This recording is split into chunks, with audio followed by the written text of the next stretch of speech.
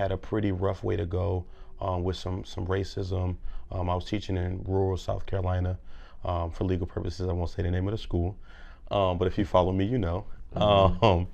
And I really felt like that connection that I built with my students, my sixth and seventh graders, and getting them on that reading level and making learning fun for them, those types of lessons are long lasting. So much so that a few of them, some years later, found me on TikTok, you know, and now I get to see them as adults and thriving in college, in their businesses and things of that nature. And it's really humbling. That's good, man. So let's circle back a little bit. Let's talk about your upbringing. What was your childhood like? Mom, dad, what was your situation? So I had a pretty interesting way to go. I like to put it. When I was younger, I spent the first 5 years of my life in foster care. As soon as I was born, and I learned this later. My mom told me, she was just like, you know, I just didn't feel like at that time I could take care of you. Father was, you know, definitely not in the picture. So in that, my uncles served as like my father figures, and you know, the dope boys in the neighborhood, you know, they were a lot different back then than they were now. Not advocating for, just in terms of how they engage with us and the respect that they have for my family, that they never allowed us to get caught up in the life, so to speak. They would buy us sneakers for school, backpacks, coats, things of that nature. So those were the guys that was just like, hey, you don't need to be out here, go to school. You know, they used to call me Barack in high school because I was my Student Government Association president. And after that, I joined the citywide student government. So utilizing things like sports, I ran track, I played football. I wasn't really all that great at basketball, not until I got older. I'm a bucket now. But, you know, utilizing those coaches and those life lessons that they taught me. And then I got into mentoring. At the time, and it's really interesting, my favorite teacher was a Kappa. The mentoring program was ran by Sigmas, and then I would run off to college and pledge Alpha. Hey, So, hey, you know, you already know the relationship with you them. Yeah, already yeah, yeah, know. yeah, yeah. So in that, just having those male mentors along the way and those father figures in my life, and the gentleman who I call my dad came into my life when I was 16. Me and my brothers, I have 5 biological brothers. I lived with one of my oldest brothers for a short stint, and just kind of bounced around from, you know, my grandmother, my mom, you know, when she wasn't, dealing with drugs. And I want to make sure that I always make this point. Although during that time period she did struggle with substance abuse, presently she's been clean for over 15 years. That's good, because I did want to ask you, in the midst of you explaining your journey as a kid, you did mention your mom. So you and her have a good relationship and everything at this point, or? I would say it's a working relationship. Mm-hmm. I think trying to make up for lost time, and I think becoming a parent gives you a lot more of a perspective to they did the best they could, right? Oftentimes you hear that, and as a child who may have gone through some traumatic situations, you hear that like, oh, they did the best that they could. As a child, you can't conceptualize that. But then you actually become a parent, and it's just like, whoa, there's no manual to this. There's this book. It's called What to Expect When You're Expecting. I read the book like 3 times before my first child. I got 3. I think I maybe used 2 concepts out that book, you know, and it's a thick book, you know what I mean?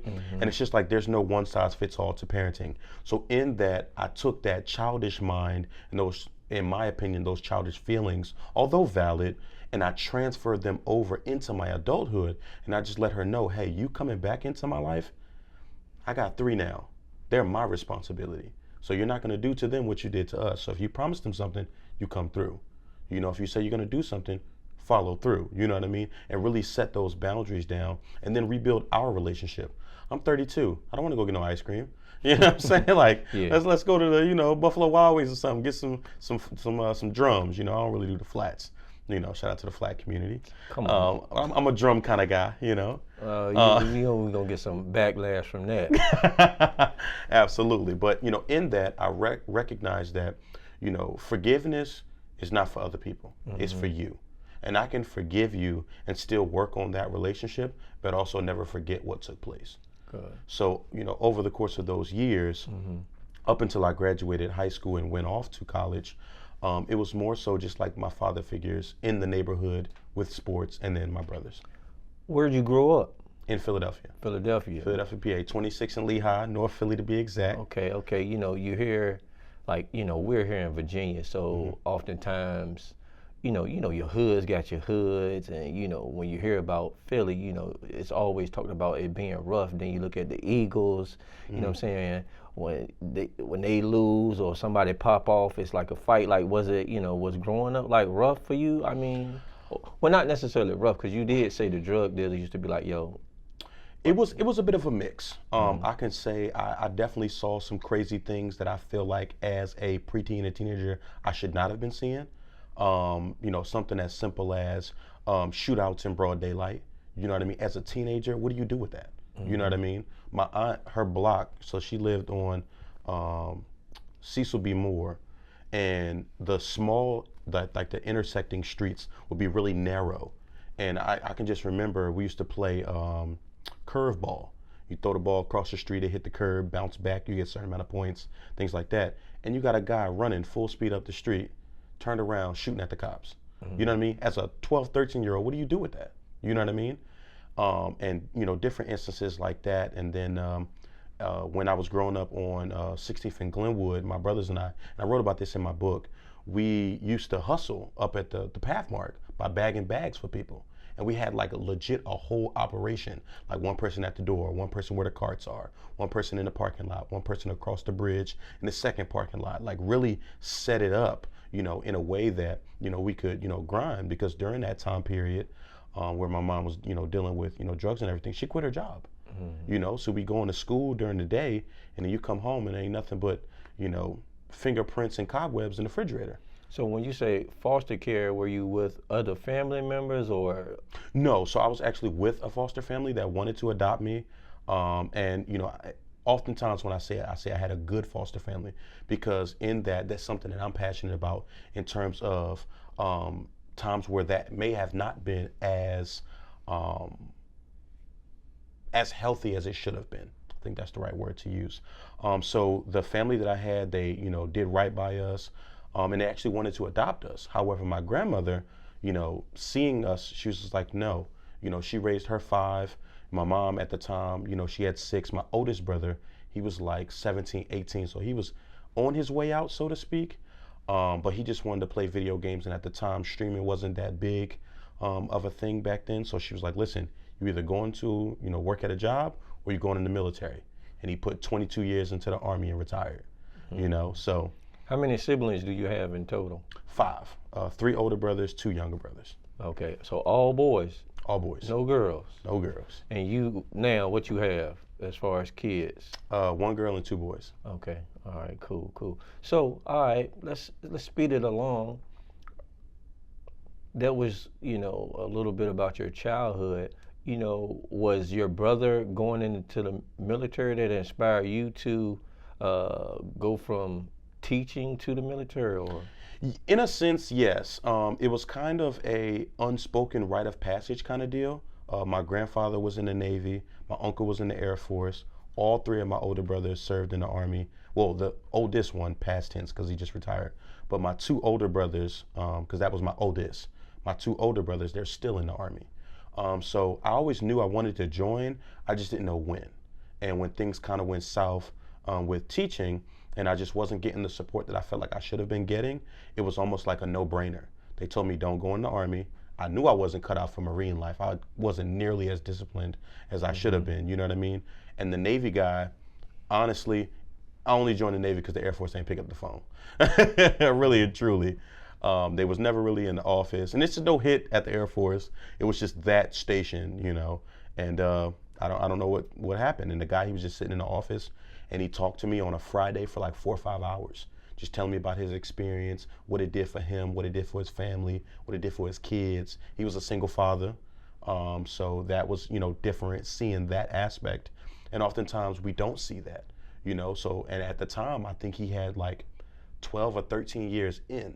So I looked at that like, wow, okay, cool. I wasn't married, didn't have any kids. So I'm like, it's do or die, for me. I go and I put my 30 days in and I resign. What's next? What college did you go to? I went to Voorhees College. Now, shout out to the Tigers, Voorhees University. So seeing that progression has been really dope too. Okay.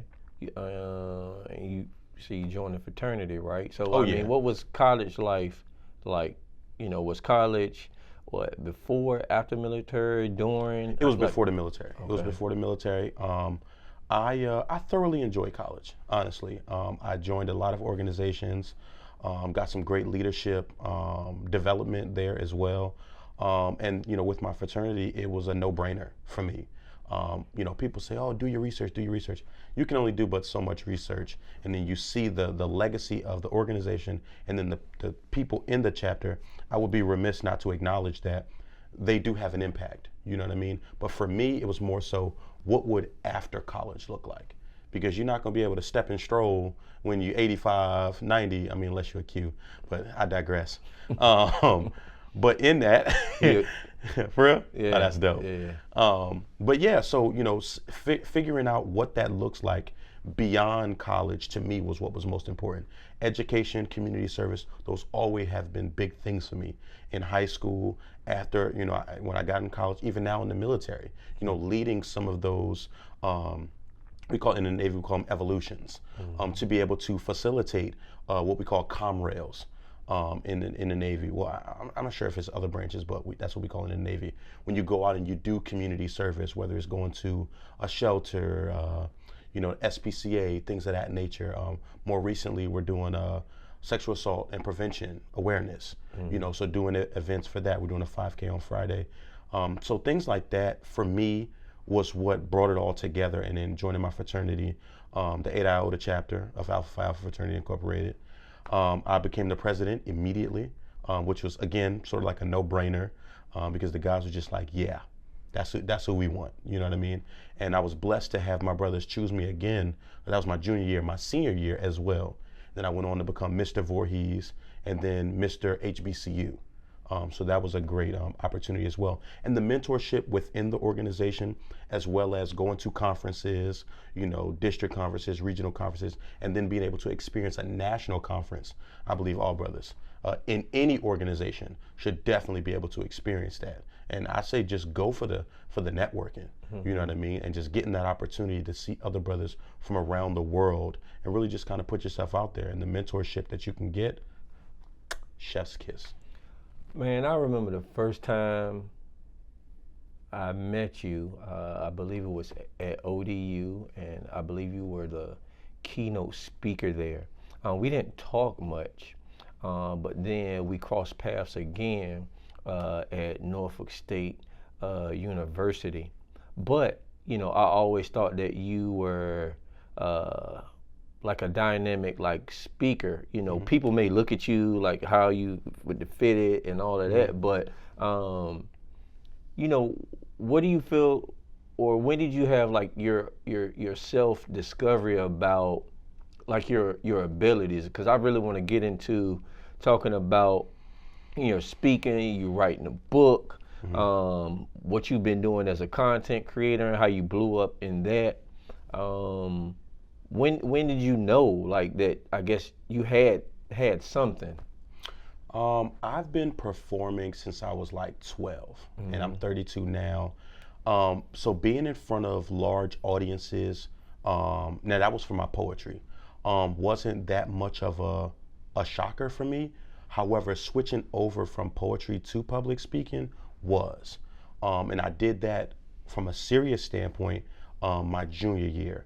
And I truly do believe the moment that I knew, I've always known, but I knew when I did the fraternity's Belford V. Lawson oratorical competition.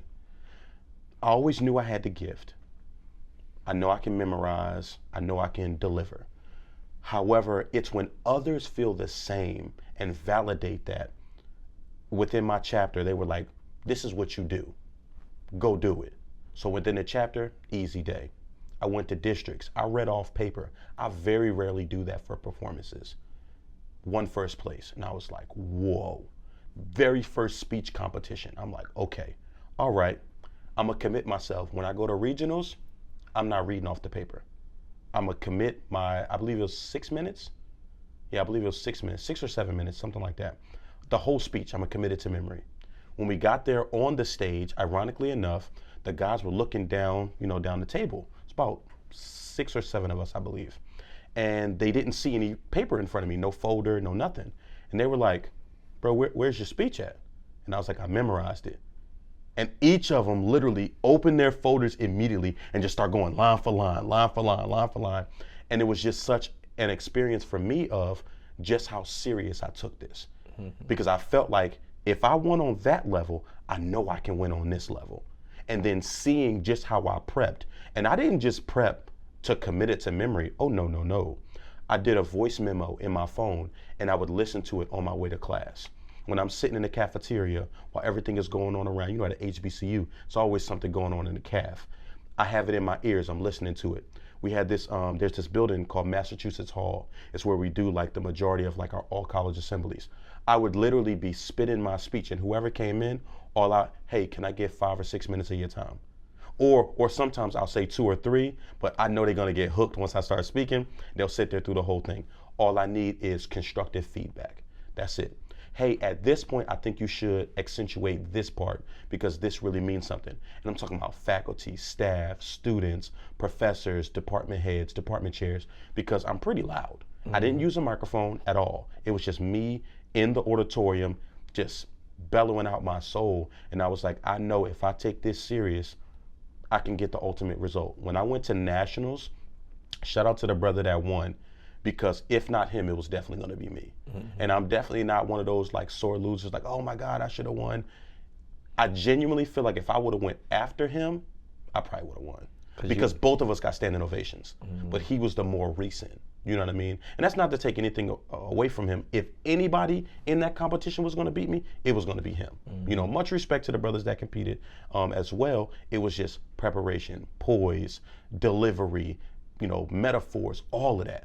All of it encompassed into one. And then having got to that level, when I came back from that, my roommate was a graphic designer. And this is something that I tell people all the time, especially amongst brotherhoods.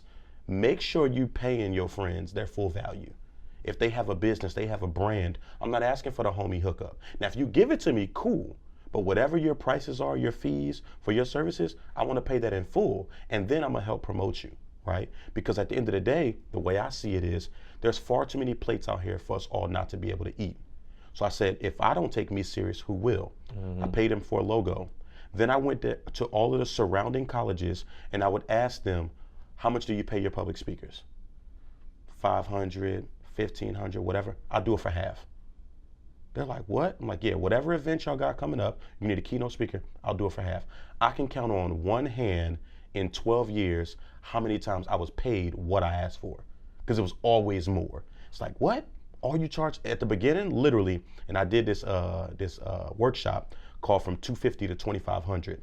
Now I'm at like between the 5 to 10K range, but just kind of getting back here in Virginia. I was in Hawaii for 3 years, so tapping back into, you know what I'm saying, the local, you know, colleges and universities. I spoke at South Carolina State University, Claflin University, Clemson, Charleston Southern, University of Charleston, University of South Carolina. Of course, I spoke at my school multiple times, Voorhees University now. And then from there, I was like, yo, I really got something. You do, man. What made you want to write a book? Funny story about that book. So the book ideologically was written 2 years before it was published. I just never put it on paper because in my mind, I was like, ain't nobody gonna read this. It was kind of structured like an autobiography, and I'm just like, at the time, I believe I was 22 when I wrote it, but I didn't publish it till I was 24. I was like, I can't do an autobiography. Like, I've only lived a little over 20 years. They're gonna think I'm arrogant, you know what I mean? So I switched it from an autobiography to an autobiographical sketch. And I never heard anybody call a book that. So one, it's an immediate conversation starter. Autobiographical sketch, what is that? So what I did was I took different impactful moments in my life and the lessons that I learned as a result of it. So I talked about the experience, then I talked about the lesson that I learned as a result of it, chronicling from the moment I was born up into college and joining the military. And that was a huge step. And when I finally did decide to write it, it was unlike anything I've ever seen before. Like the reception, I've To date, we've sold out about 10 times on Amazon. And I was just like, whoa. The Purpose of Power, that's the title of it. And in that, what I realized is my chapter 5 is don't deny your greatness. How can I continue to preach this to people and I'm doing it to myself? You know, it's almost like you can give the best advice, but you can't take it. You know what I mean? So I was just like, you know what? I'm going to step out on faith. And shout out to my children's mother for encouraging me. I would be remiss not to acknowledge. At the time, I tore my Achilles, my right Achilles, playing basketball, and I fractured my right wrist in a car accident. Thinking you was a bucket, right? So in that, I was broke up. You know what I mean? And I was just down. I was depressed, and she was like, "Yo, write this book. You got to do it." I literally wrote the book in 3 days. Literally. And when I tell people it, literally, I did not eat. It was over the week, Friday, Saturday, Sunday. I did not eat. I literally ate 3. She gets on me about this all the time. I ate 3 bagels over the course of 3 days. You know, now granted, we are divorced now. But at the time, she was like, as a wife, I just don't really feel comfortable with you eating bagels for the 4th day. So I'm making you some food. What do you want to eat? And she actually ended up making me a meal on the 4th day. And I was complete. I tell people all the time, writing the book is the easy part because you know what you want to write about. And if you don't, pick what you know best, yourself. And then from there, structure it out afterwards. Get all of your thoughts out. Just get it all out. They try to, I got to get my chapter and no, you don't. Just write. Just write. It's the marketing and promotion afterwards if you don't have a team behind you. And I did it. Do you think that going in the military did it give you some skills, or do you think you all already innately had these level of skills, but did the military do anything to? I think the military refined my skills. Joining my fraternity definitely gave me more of a foundation in terms of teaching me what life was about. You know what I mean? Going to boot camp, and I tell people all the time, you know, we had to beg for PT. It was more of the structure that I felt like I was lacking, and then the discipline that comes thereafter. It baffles me sometimes to think about February of 2025, it'll be 10 years. Like it just boom, boom, boom. And my job specifically, I'm a bosun's mate, most rates, you don't become a supervisor until you're about an E5. In my rate at an E3, you're a supervisor. You're leading other seamen. When you become an E4, you're now a petty officer. So you're legitimately in a supervisory role, but you've already had that essentially rapport with the department, and your first tour is going to be 4, maybe 5 years. So in that, you already have that rapport, you study, you know your job, you make rank. You know what I mean? So in that, I feel like the military refined my skills and then gave me more tools along the way to be able to not just lead sailors, but also ensure that I'm networking also with other commands and getting things that we need as well. Man. How did you stumble into content creating and, you know, doing what you're doing now, given all of the other things that you've done? I would say I stumbled upon it. Again, you know, shout out to my children's mother who put me on to TikTok. I had already been on Facebook. I went viral on TikTok, Facebook almost all the time. I put up not a crazy status, but just something that I was thinking, maybe like an unpopular opinion or something like that. And of course it would do numbers. Same with Instagram. And I just felt like TikTok, I just looked at it like a dancing app for kids. And then I came across, shout out to my bro, The Consciously, and he was doing real like intellectual, thought-provoking content and what I call intellectual rebuttals. So somebody would put information out there into the atmosphere and or an opinion, and it'll be like, well, have you ever thought about it this way? Or may I offer this perspective? Not like a know-it-all type of deal, but like a, hey, if you were wrong, you were definitely wrong. And this is what the real brass tacks on this is. And what I found was when I first hopped on, I was like, I can do that. Like, but I can do it my way though. So when I first hopped on, I was known as the TikTok poet. I didn't really see too many poets on there, and I would type in the hashtag poetry on TikTok, TikTok poets, and the views were very low. So I was like, oh, I have all of this immaculate footage from performances. I was in the studio a couple times. I had put an album out, you know what I mean? It's called Metaphorically Speaking. And I was like, yo, like I got so much footage, I don't even have to create content. I could just put out there what I already have. One of my videos ended up going viral. One of my poems, it was a poem I wrote about my son, and it did about 500,000 views in like 3 days. And I gained 100,000 followers my first 2 months of being on TikTok. And I was still learning the basic functions of it. So I was like, whoa, again, with the public speaking, I got something here. So then I kind of refined that to this being like a leg of what I do. Education is always the foundation of everything that I do.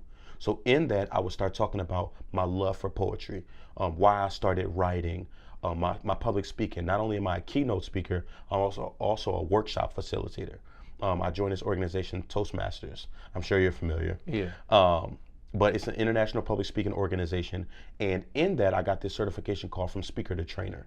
So then I started training people, and it allows you to go into, Fortune 500 companies and all of these other subsidiaries to be able to teach them how to adequately communicate. So stepping into that, workshop kind of feel, and then competing in different levels and facets of public speaking, it yielded phenomenal dividends.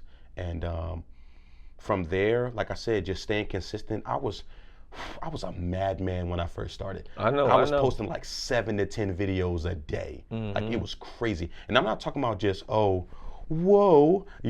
second, 15, 30 second. No, I'm talking about 60 seconds. This was a time where auto captions weren't available. So you had to literally listen to every video bar for bar, word for word. And in terms of accessibility, you can't just think about the people that are hearing.